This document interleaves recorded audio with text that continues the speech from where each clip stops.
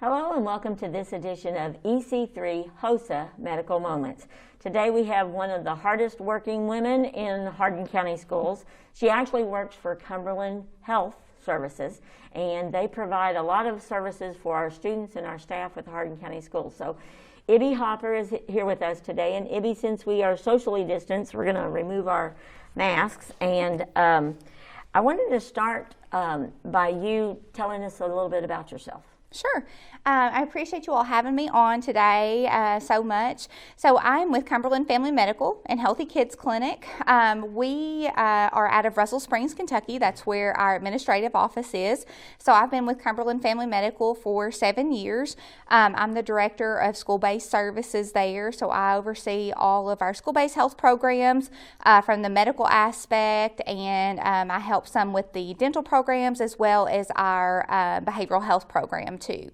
Now, in the Hardin County Schools, what type of staff members do we have in our schools? Yeah, so that's a great question. So as far as what we offer in the Hardin County Schools, we have our school nurses. So we do have a school nurse in all of our buildings, except one building we do share a school nurse in EC3. We also have our traveling nurse practitioners. We have 3 nurse practitioners that cover the buildings that are able to see students and staff members for any acute care visits, well child exams, sports physicals, immunizations, anything that can be done inside of a doctor's office, with the exception of x-rays, we can do inside of the school setting.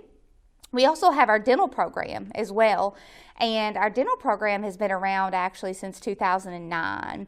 So that program we've been doing longer than our medical program. And with our dental program, we bring on site a dentist, hygienist, and assistants. And with that program, they are able to see students for a full cleaning, screening, prophylaxis, x-rays, and sealants. So anything that would be done during that preventative dental visit, we're able to do on site. And then something else that we offer inside of the schools, which is a program I'm really proud of, is our behavioral health program. And as we all know, through this past year, behavioral health is needed now more than ever before. And so we do have on-site licensed providers that are able to see students and help out in the event of crisis situations as well.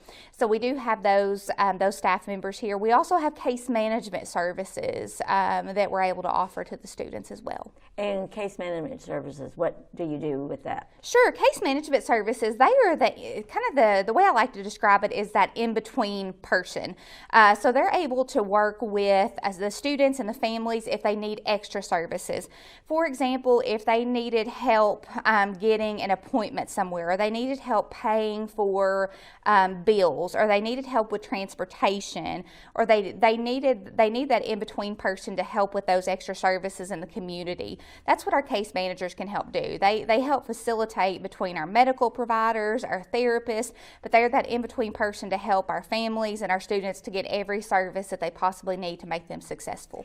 How do you work with the school staff and the parents to ensure that all of our students get those medical services? Sure. So it's a tough task, and especially in a district as large as Hardin.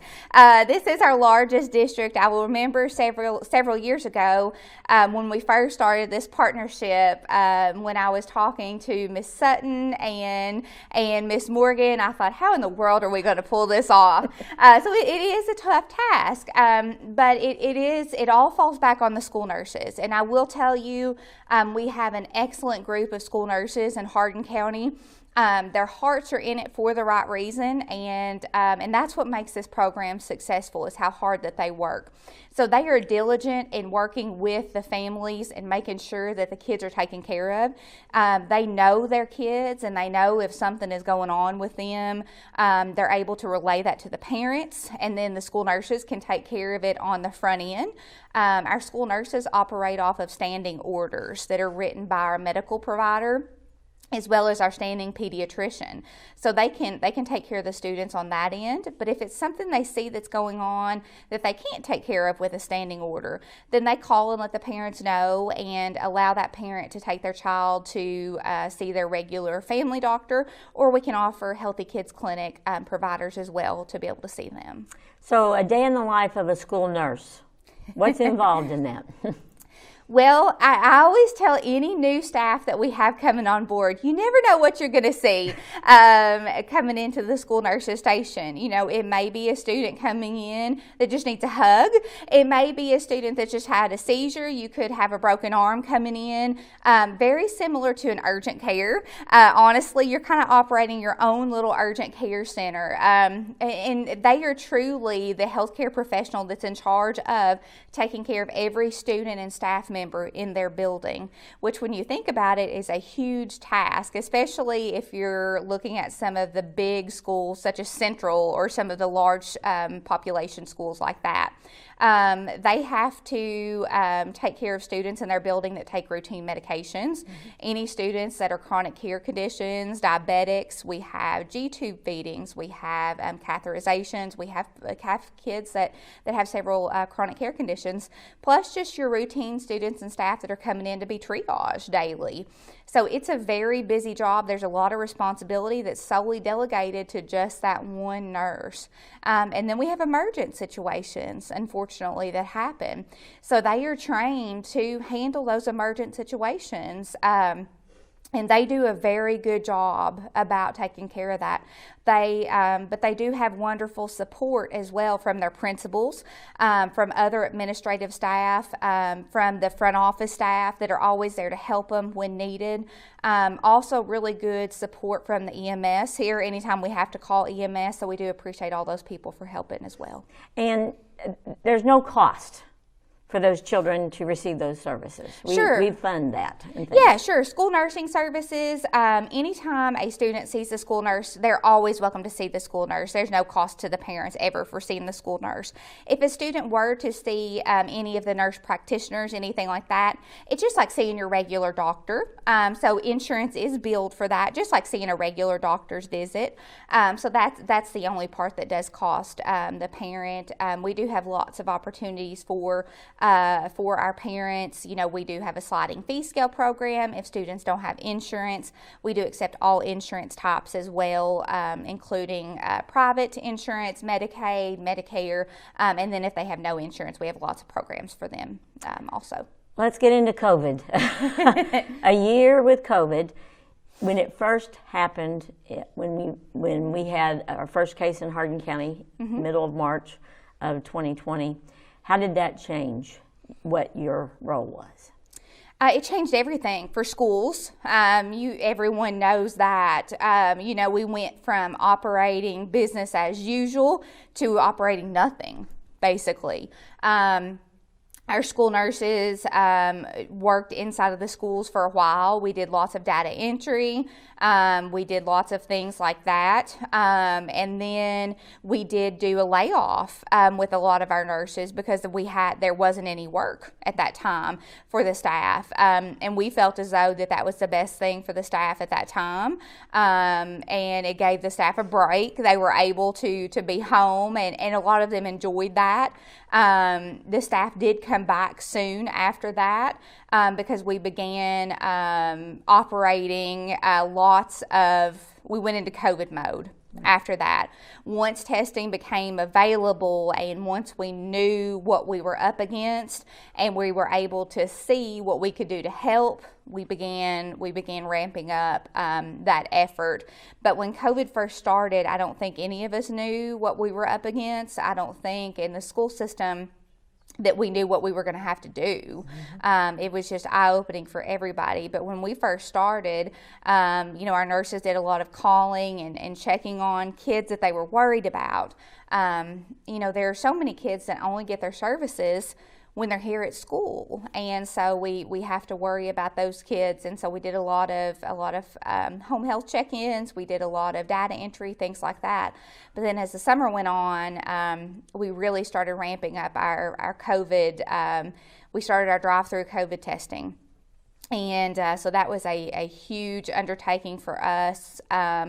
We started doing drive-throughs all over the state. One of them we operated here in Hardin County.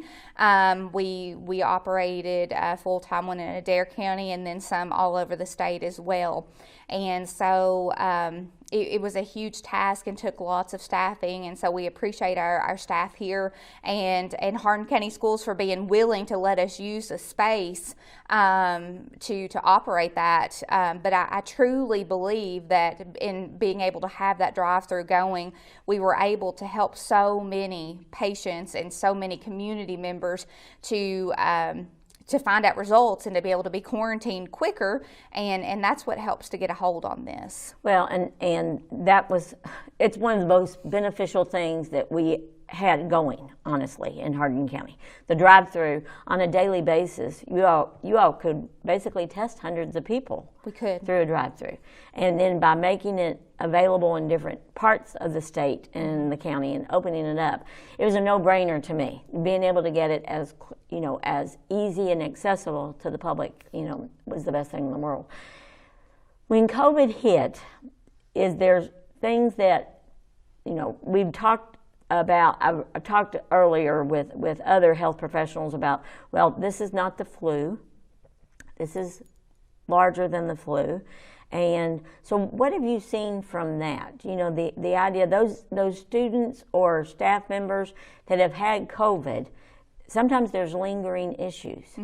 So is there something there that Cumberland helps families and children to see or cope with? Yeah, I think there's lots of lingering issues that we're going to continue to see with COVID. Not just the medical after effects. We do see lots of after effects with the medical side of things, and it's interesting to talk with patients and to see some of the symptomatic effects that they have. But for us, I think in the school setting, the after effects we're going to see is going to be a lot of the mental health issues. We're going to see mental health issues with our students because being isolated is very difficult on them, and then not understanding fully what's happening. Even our teenagers, I have 4 teenagers, so I lived with them and I understood what was happening with them, but they fully didn't grasp what was going on and why they couldn't be around their friends and why we couldn't have people at our house, and why mom would come home and I would have to take my clothes off in the garage, and why all these things were happening. And so I think that we're going to see a huge effect on our kids years down the road just because of the year that we lived in. Also on our elderly population, I think we're going to see effects with them as well. And it's going to be not just the medical effects, but also the behavioral health issues that we're going to have to worry with as well. Your model has changed right now. You all are going to be doing some new things. Talk about the mental health professionals and also vaccinations and where people can get vaccinated. Yeah. So the good news is that our COVID numbers are down. So that is fabulous news. Yay. That's fabulous news. We still are seeing COVID. And I talked about this yesterday with staff. We still are seeing COVID. There's still COVID cases there. There's still COVID cases in all of our districts popping up. It's still going to happen. And that's normal. That is normal. But they're down. And that's a good thing. We are now looking to be proactive. And what can we do to be proactive in that? Vaccination is being proactive. We currently have Moderna vaccines available. And we are going to do several clinics coming up soon for Moderna vaccinations. Of course, Johnson & Johnson is on hold right now. We are looking at getting Pfizer as well. Moderna is only offered for 18 years and up, and Pfizer is 16 years and up. So we are looking at getting Pfizer as well. Pfizer has an EUA coming out that may offer it to 12 years and up. So that is coming up through the FDA possibly. So that would be able to be offered to some children as well if parents wanted to offer that to their children. So vaccination is huge in prevention. We're working on some educational things for next year as far as just getting that out on the front end that teachers can use for their students. Just proper hand washing. That's key. Proper hand washing. I did several in-services last year with district staff just on teaching adults how to properly wash their hands. There's a CDC study out there that shows that only 17% of adults properly wash their hands after using the bathroom. Right. So, it's everyone that needs proper hand washing technique. So, just proper hand washing, things like that we can do on the front end, that's just prevention stuff. And not only is that good for COVID, it's also good for flu, it's good for strep, it's good for all of those illnesses that we see in the school. So it's all great things. So we're working on some educational things that we can share with teachers and staffing that they can use in their classrooms if they choose to do so. We're also hoping to ramp up some of our behavioral health as well, things that we can do and offer that will help in the event of any crisis or any need that's out there that we're going to see as we move forward and we start seeing that need come up for more need on the mental health aspect. I think we're really going to see that going forward, unfortunately. Yeah, I do too. How do you convince people, and you said education, and that's definitely the key, that getting the vaccine is important.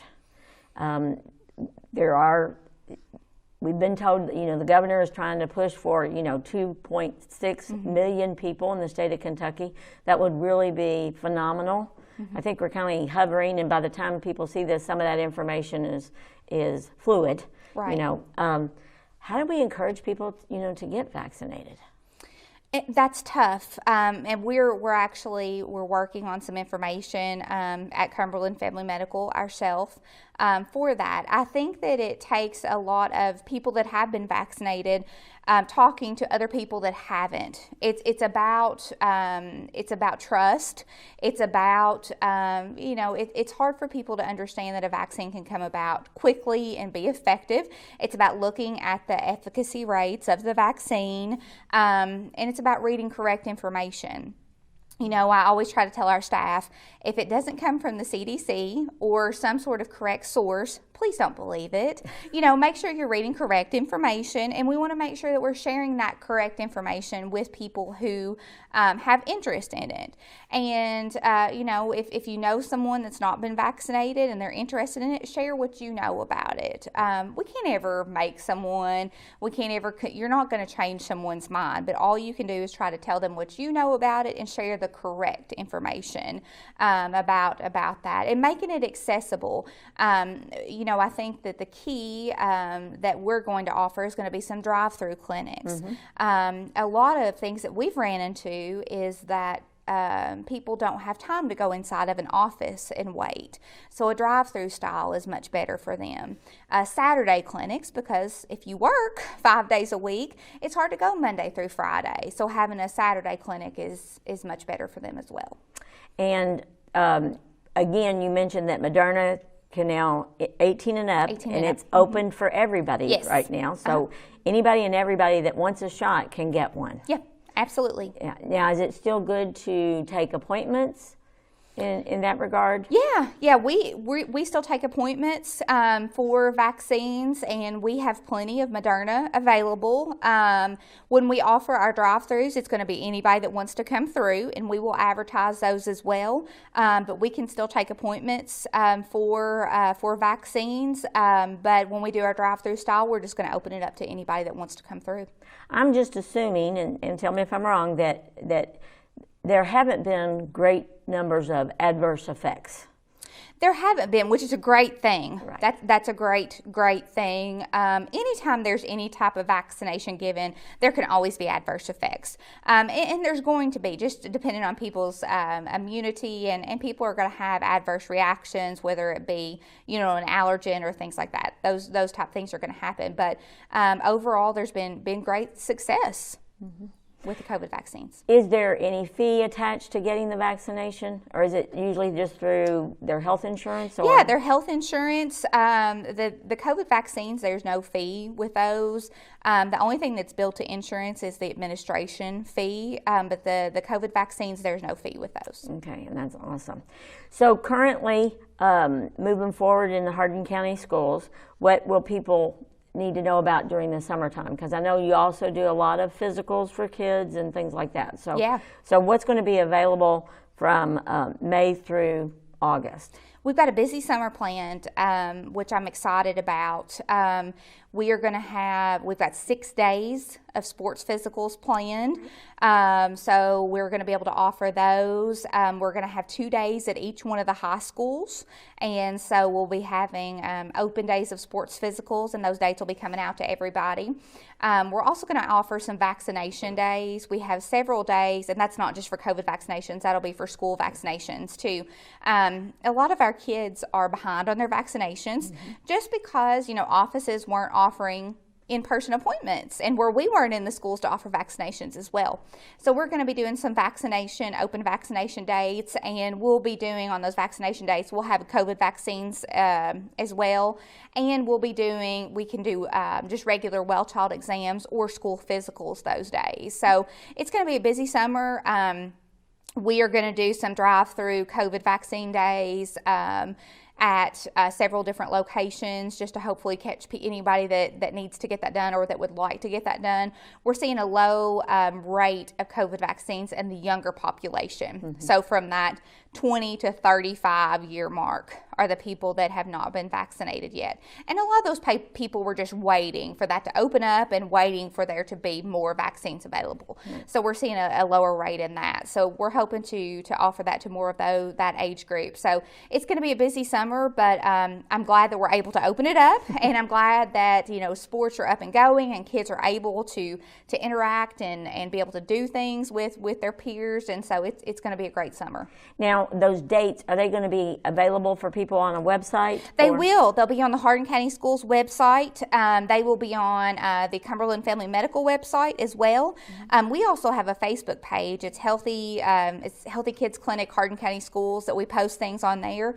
And then all of the athletic directors will be sending out things to their athletes for the sports physicals. And definitely our high school and middle school students that participate in sports have to have physicals. And I guess if we've got 4th and 5th graders that play up, also probably need that physical checkup too. Yeah, if you've got to have a yearly physical for the KHSAA, so we will be there offering those several dates. And if you happen to miss the one that's in your area, you're welcome to come to any of the others too. Do you help if a parent, for whatever reason, I don't know what vaccinations that my student is behind on. Is that something that your nurses can help find out, get that information? Absolutely. Yeah, all that the parent needs to do is just call their school nurse. School nurse can look that up, and we can absolutely determine what they need. Vaccines are a little bit more difficult now because there are more required vaccines with the hepatitis A requirement that came out a couple years ago for all students in every grade, as well as the meningococcal that is for the 16-year-olds. So there is a few more requirements now that weren't required 2 years ago. So there is several requirements for vaccines. But if anyone ever needs to know, they're welcome to call their school nurse, and the nurses can look that up for them. Great. Parents may sense or see something in their child about the mental health that we've been talking about. What are some look-fors that parents need to be aware of? That's a great question. I think as parents, we know when something is not right. Anytime that you notice that your child is isolating themselves more than others, you notice a drastic, if you notice a change in their weight, whether it be up or down. You notice that they are not wanting to do things that they previously wanted to do before. You notice a difference in their grades. Those are big factors that you might want to take into consideration. If you ever have any questions about, if you're worried about something, if any parents ever worried about those issues, you can always reach out to the counselor at your school, reach out to one of the school nurses, and they can always have one of our therapists to call you, and they'll be happy to work through some of those things with you.